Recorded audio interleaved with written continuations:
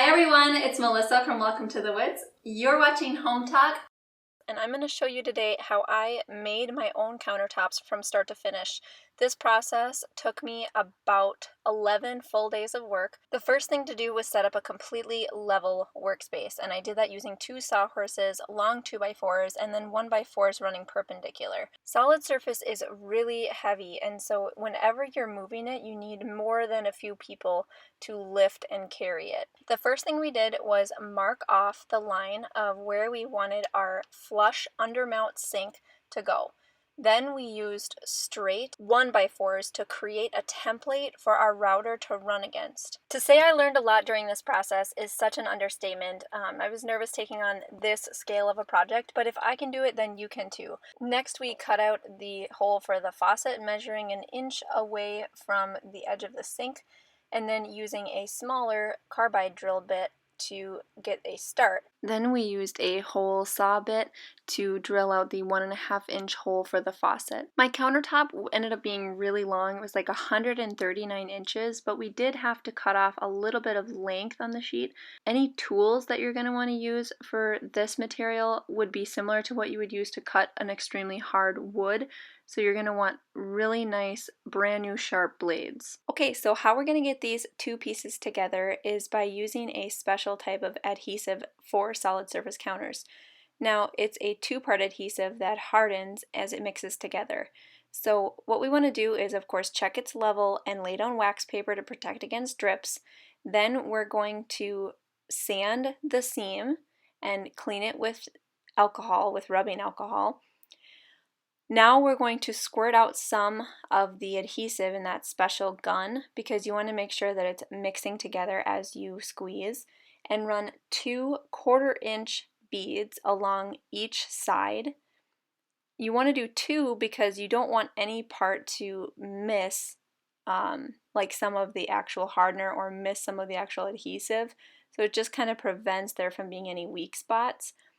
And then we're going to hot glue on these blocks so that I can actually clamp the 2 pieces of solid surface together and let it dry overnight. To protect that seam from underneath, I'm cutting a 4-inch wide piece of solid surface to attach with adhesive underneath the counter, and this just softens up that glue so that I can knock them free with a hammer.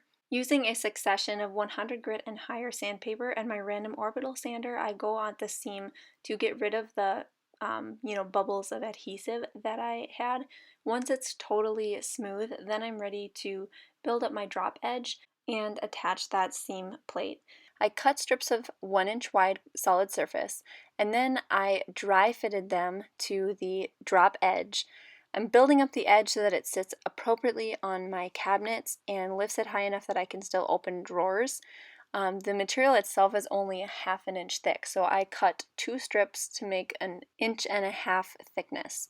Now, when you're dry fitting these, you want to cut little blocks of wood and hot glue them down onto the counter at a 45-degree angle like that so they're easier to remove later. These are going to be your guide so that everything gets glued on flush. Now, the corner part is going to be a little bit tricky for me, so I devised a plan to actually adhere pieces that were bigger than what I needed, and then later on when we flip over the counter, I'll router them out so that that drop edge is just the perfect thickness.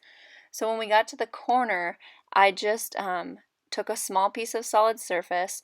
You want it to kind of overlap the seam that you created by at least 4 inches, and you want to alternate each layer how it overlaps. So I'll kind of show a picture of what I found on solidsurface.com to show you what that corner drop edge should look like. I basically followed that, and then I glued everything in place with that 2-part adhesive, again running 2 1/4-inch thick beads along the entire 1-inch drop edge on each layer, and then also on each seam where they butt up against each other. Now that the drop edge is in place and the adhesive has dried, I remove the blocks and we're going to attach that seam plate. Remember, this is the plate that I cut each side at a 45-degree angle, and it's going to support the seam underneath the counter.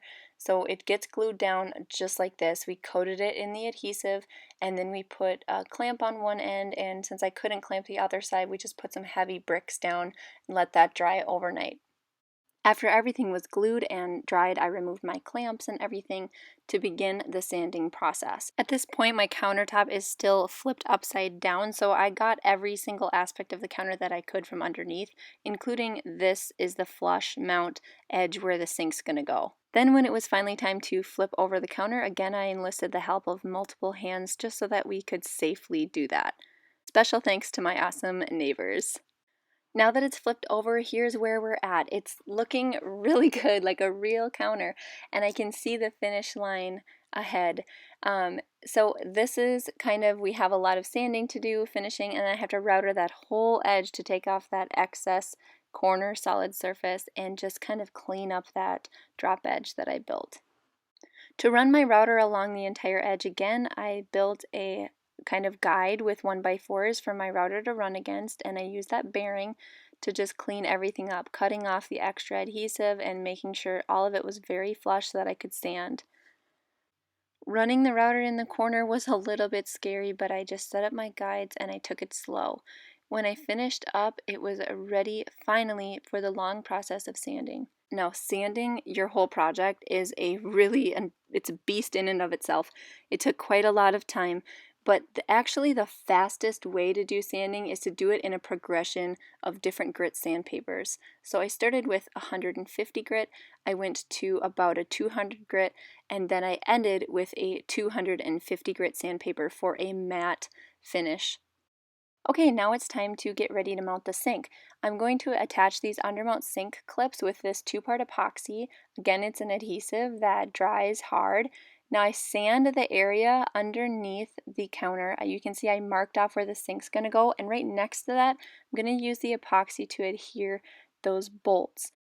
Again, using rubbing alcohol, I just wiped off the area that I sanded it to prep it for that adhesive. I wasn't supposed to touch the 2-part epoxy, so I used a scrap piece of cardboard to mix it together, smear some on the bolts, and then smear it on the bottom of the counter and kind of just clean it up. It hardens really fast, so this wasn't very hard to do.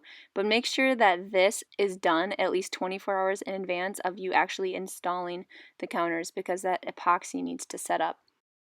That was the last step before we go inside to prep the space for countertop installation. Now to prep my kitchen on the inside. This is where our old stove was, actually blocking a window, so you can see why I want to put in an L-shaped counter. I moved the stove out of the way and I pushed in the cabinet that I bought to put there instead. This 30-inch cabinet was just kind of a cheap option at my local hardware store, so I'm going to be painting it black so it blends in with the other base cabinetry in my kitchen. Next, I uninstalled the faucet, which was really easy, and I pried up the sink. I actually thought this was a ceramic sink, but it ended up being plastic, so that was also really easy to get up. Unfortunately, what was not so easy was the existing laminate counters. So as you can see, there's this plywood attached to like a glue board, and then there's that lamination on top. So what I found out was that these were not attached like a normal laminate counter where there's a handful of screws that hold it in from underneath the cabinet. These were literally built to last, and it took me a lot longer to remove them than I hoped. Thankfully, my dad came over to help and he just totally saved the day.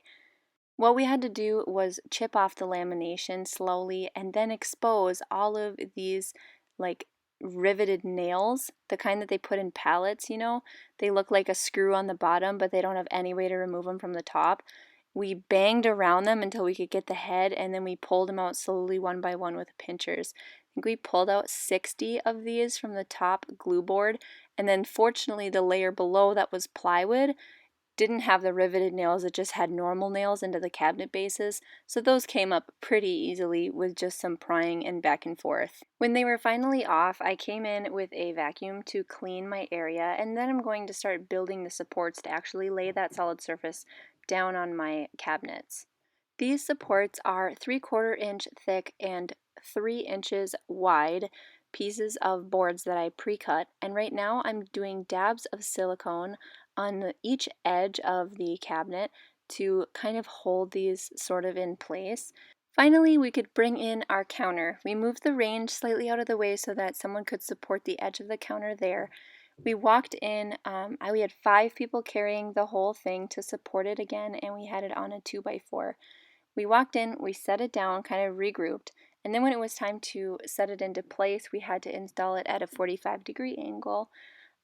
This part was really tricky, but we did end up figuring it out without damaging any cabinets or any of the supports or anything like that. I forgot to mention that before we put in the counter, I had put the undermount sink in the sink cavity. Otherwise, I don't think I would have fit it in there trying to do it after the fact. So now I'm lifting it into place, and we're going to secure it with both silicone caulking and also those undermounts sink clips that I had epoxied on earlier. The counters turned out so beautiful, and I'm really proud to say this project was a DIY. They are strong and durable enough for my kids to climb on them to get water. They are stain resistant enough that I don't have to worry about berries or wine spilling. I've even fooled a few people already thinking that they are quartz.